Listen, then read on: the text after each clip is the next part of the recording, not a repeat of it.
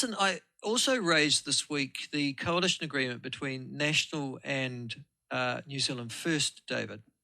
And there's a bullet point there that I discussed with Shane Jones this week, which is, and you'd be aware of it as well, because I assume not only have you read it, but you've also had some input into it. Okay, so let's just preempt what Michael's just about to say, because I'll show you the wording of the clause inside the agreement between National and New Zealand First, and here it is. It says, conduct a comprehensive review of all legislation, and in brackets, except when it's related to or substantive to existing full and final treaty settlements. So what that's saying is that if there's an existing treaty settlement, you can't go taking out references to the principles of the treaty because it's been signed off by the government and as a contract, you see. That includes principles of the Treaty of Waitangi and replace all such references with specific wording related to the relevance and application of the treaty or repeal the references. So this is saying that they're going to go through all the legislation, and that word now is very important, all legislation. That's what it says. That's in the agreement between New Zealand First and National. They're going to go through and look for all references to the principles of the treaty in all legislation and deal to them.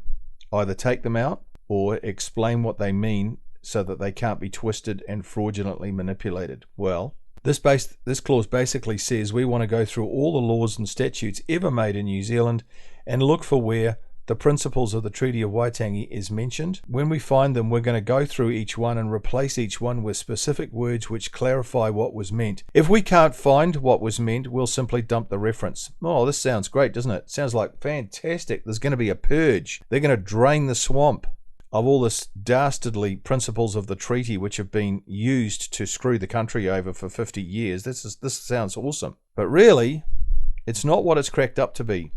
Why? Well, listen to what David Seymour says. He brings out new information about Winston's bill, and it's not good. Take a listen. Listen, I also raised this week the coalition agreement between National and New Zealand First, David. And there's a bullet point there that I discussed with Shane Jones this week, which is, and you'd be aware of it as well, because I assume not only have you read it, but you've also had some input into it. There's a bullet point that says conduct a comprehensive review of all legislation that includes the principles of the Treaty of Waitangi and replace all such references with specific words relating to the relevance and application of the treaty or repeal the references. Are you involved in that review as well, your party? Not directly. I mean, I'm a member of cabinet that signed off on doing it. It's actually being carried out, I think, by Te Arawhiti, the Ministry for Crown Maori Relations. Well, this is not good. Well, why is that? See that screenshot that I've taken from the Maori Crown Relations Te Arawhiti? Just take a look at that. Just read the description of the government department on the right here. Asking them, this government department, to conduct a review of the treaty principles and legislation is like asking the mongrel mob to conduct a review of customs at the Port of Auckland. Truly, it's bizarre. The Ministry of Crown Maori Relations have a conflict of interest with the purpose of this review. That's the New Zealand First review of all the principles of the treaty and legislation. When you think about it. See this guy here, this person on the right of your screen is a guy called Tama Potaka. The Minister of Crown Maori Relations is Tama Potaka, who is without doubt an out-and-out activist. He was headhunted by LUXON, who himself is an activist, so LUXON and Potaka are working left-hand, right-hand in Parliament. Potaka did a master's degree in law, which was all about how local councils should be giving Maori more power and control. Truly, it's like an activist manifesto. It's frightening. I have done a series of videos on Tama Potaka, which you can view by going to our video channel, and there's the address there. Or just read the QR code on the right and then do a search for Tama Potaka. Then you'll see the whole video series on him. You've got to see this series because people don't realise, but the National Party is pretty much carrying on from where Jacinda Ardern left off with respect to Maori and Maorification, co-governance, and the Maori takeover of New Zealand. It's pretty scary, and most people are not aware of it. And potentially in partnership with the Ministry of Justice. So that's Tama Potaka and Paul Goldsmith, who are responsible for that. We have another big problem, and there he is right there. What's that? Well, it's Paul Goldsmith, the National Minister of Justice. When the Treaty Principles Bill was first introduced into Parliament on the 14th of November, Paul Goldsmith's speech was very revealing. He made a speech on that day. He said this, quote, "Of course, there will be a wide variety of views about the Treaty Principles Bill amongst Maori, just as there is amongst any group, but those opposed to the changes will likely conclude that the fundamental change is being imposed on them by a majority if it were to pass. That would risk stoking an already keen sense of grievance. It would risk increasing divisions in our country rather than reducing them," unquote. Well, what are we to make of this? Really, honestly, what does this tell us about Goldsmith? It tells us a heck of a lot. Watch this. Now, I've put in the description of this video all of Paul Goldsmith's speech so you can read it for yourself. Well, this is what he said. Think about this. Paul is saying that if there was a referendum on the Treaty Principles Bill and the majority of people of New Zealand voted to support David Seymour's bill, this result would, quote, stoke existing Maori grievance. Oh my goodness. So what Paul is saying is, even if the majority of Kiwis support David Seymour's bill, this would upset Maori, so we would not support the bill. We are prepared to trash the view of the majority. Paul is saying it's okay for the tail to wag the dog. Paul is saying when it comes to all things Maori, Maori must have their way, even if their way is contrary to the will of the majority. Paul is saying when it comes to Maori, it's okay for the government to act undemocratically. In other words, to ignore the will of the majority. Paul is saying if a particular bill stokes Maori grievance, oh, well, heck, we mustn't do it. What sort of a courage does this guy have? Paul is saying the opinions of Maori hold more weight than other New Zealanders. Oh, really, Paul? Is that what you're saying? And you're an MP and we're in a democracy and you're saying that? Paul is saying we must not stoke Maori grievance and so on. It's honestly, it's nauseating. But I would say, Paul, what if Maori grievances were all contrived? What about that, Paul? Have you thought about that? What if Maori grievances have been cleverly manufactured for the last 50 years to milk the crown of cash and assets? What about that, Paul? Have you thought about that? What if there was absolutely no basis for Maori grievance? Dr. John Robinson has asserted that in his latest book, Who Really Broke the Treaty. You should get that book. Conclusion, Paul Goldsmith is the last person to be involved in Winston Peters' bill, that's for sure. Take him off the team. Paul is talking like a weak, lily-livered, mushy MP who is terrified of Maori. We know that he would be quick to appease Maori the way he's talking. Yet he is in charge of treaty settlements. Can you believe this? He is going to be one of the MPs overseeing Winston Peters' bill. What a disaster. As I have said all along, the blame for New Zealand's appalling and frightening situation that we have in 2024 can be laid fair and square on the poor thinking, history ignorance, and shocking decision-making of politicians over the last 50 years. That would be fair to say that, wouldn't it?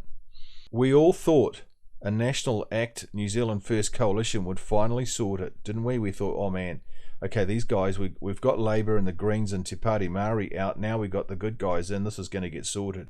But then we witnessed National and New Zealand First stuff it up by not supporting Seymour's bill. That was a huge stuff up. Truly, this was a gigantic stuff up. They made a big mistake not supporting that. It now seems the stuff ups are continuing. We all thought that Winston Peters' bill to take out the principles of the treaty from legislation would be the dawn of a new era. But no, when we discover the detail, our balloon is popped. Another huge stuff up is looming. The review of the principles of the treaty in existing legislation is to be headed up by Potaka and Goldsmith.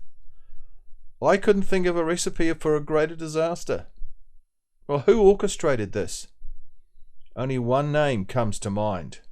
LUXON. You know what? But it gets worse. So it's Potaka and Goldsmith who are going to undertake this review? Well, that's bad enough. But it does get worse. We've just found out that only select laws are going to be reviewed. This is hard to believe, but it's true. Let's take a listen. Tama Potaka and Paul Goldsmith, who are responsible for that.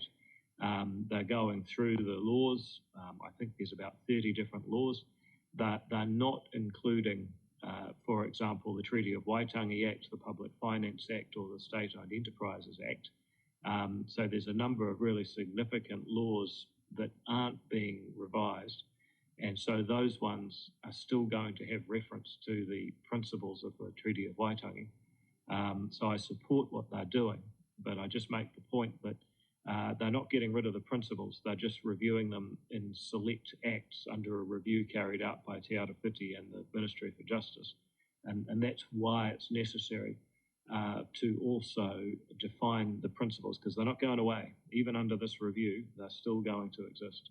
Okay, let's bring this to a close. I have some big questions for Winston Peters. 4, in fact. Winston, why did you allow this? Number 2, I thought your agreement with National specifically stated that all legislation was going to be reviewed, except legislation related to treaty settlements which are already in place. So how come this agreement has been compromised? Why did you allow that? Number 3, what is so special about the Treaty of Waitangi Act, the State-Owned Enterprises Act and the Public Finance Act? Why were they immune from scrutiny? What's being protected here?